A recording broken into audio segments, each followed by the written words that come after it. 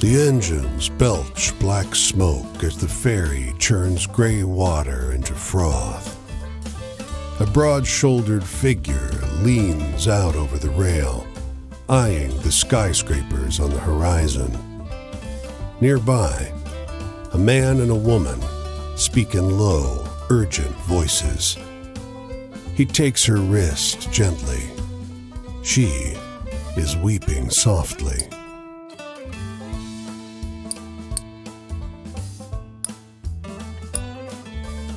I wish you didn't have to go, she says. There's got to be work on some of those buildings going up. His thumb skates over her pulse point. I checked every day for a week. There ain't. I'll be back, though. Got your picture in my wallet, don't I? It's not forever.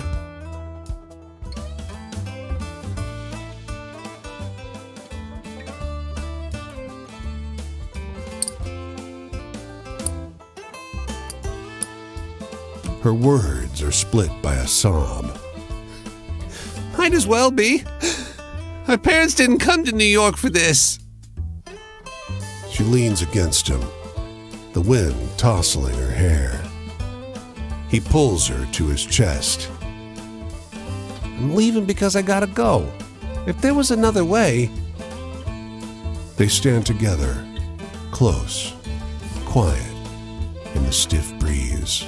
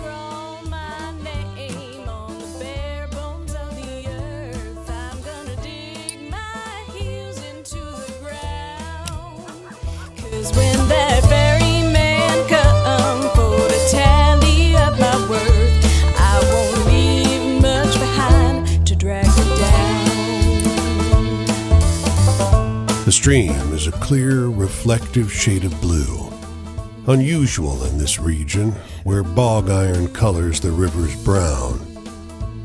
Across the way, a goat with great leather wings laps up the water, its sunken red eyes fixed on your every movement.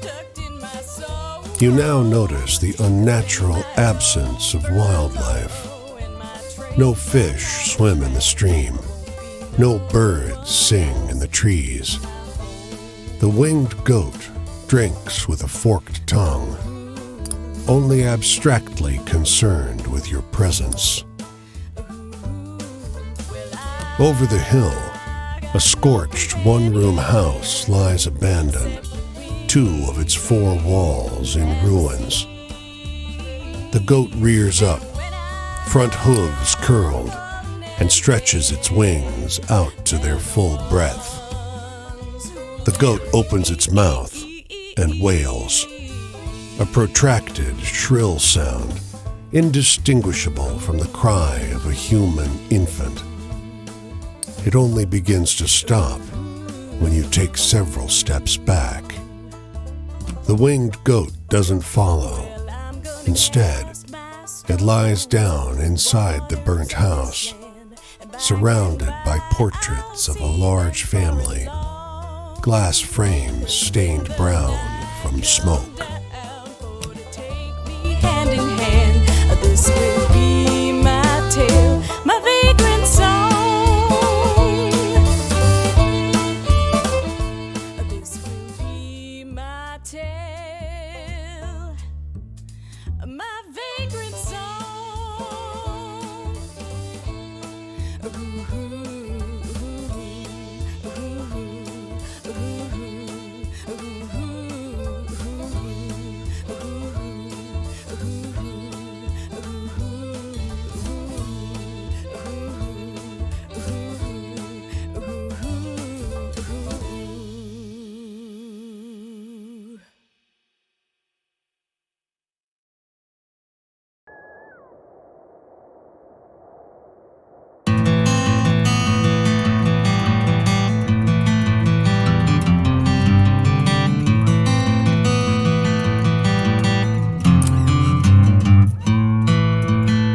Outside the small thicket of apple trees, the phrase "tended to by John Chapman" is carved into a fence post. Nearby, a hound lies on its side, perfectly still. Flies buzz around its ears. But a grizzled man pauses at his digging to shoo them off.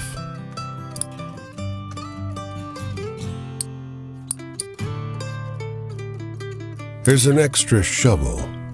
With it, the 2 of you make short work of the grave. He tells you about his beliefs, why he's raising apple orchards in the middle of the country. It's a sin to graft, he tells you. Hurts the tree. Eventually, the hole is deep enough.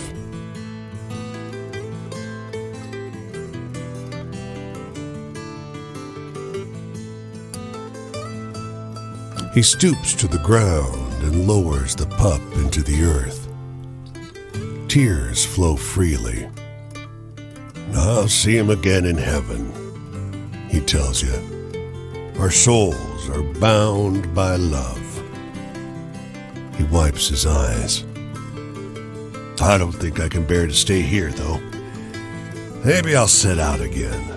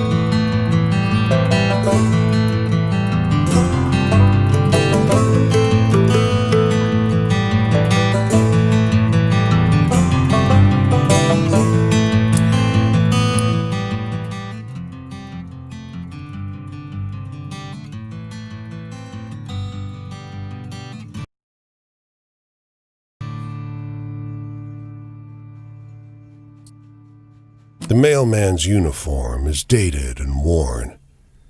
He sits on the edge of the road, head in hands. He looks up as you approach. "Can you help?" "Car clipped me. I think my legs... Well, I'd appreciate it if you could deliver this for me." He holds out a brown envelope.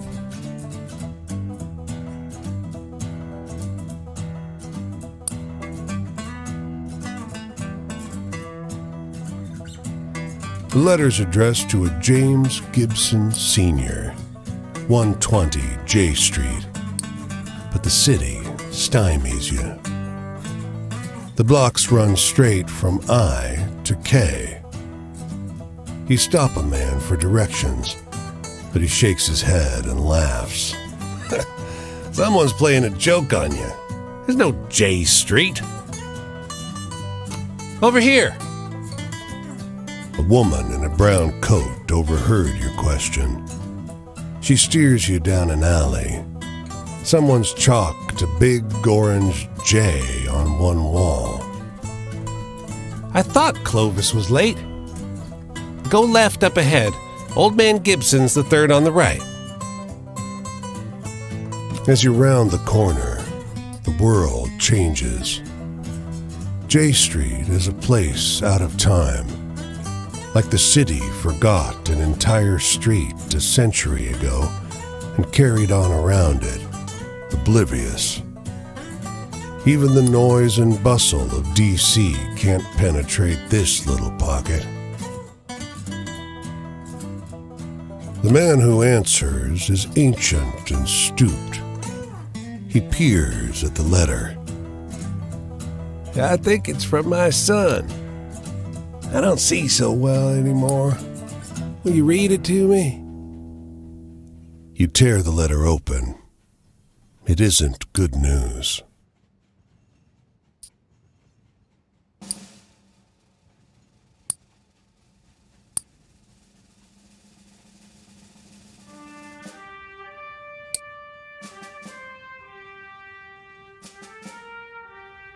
He fights it, but his face crumbles.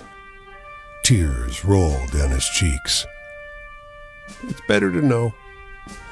I've been waiting a long time for this." His shaking hand takes the letter. "Thank you for telling me.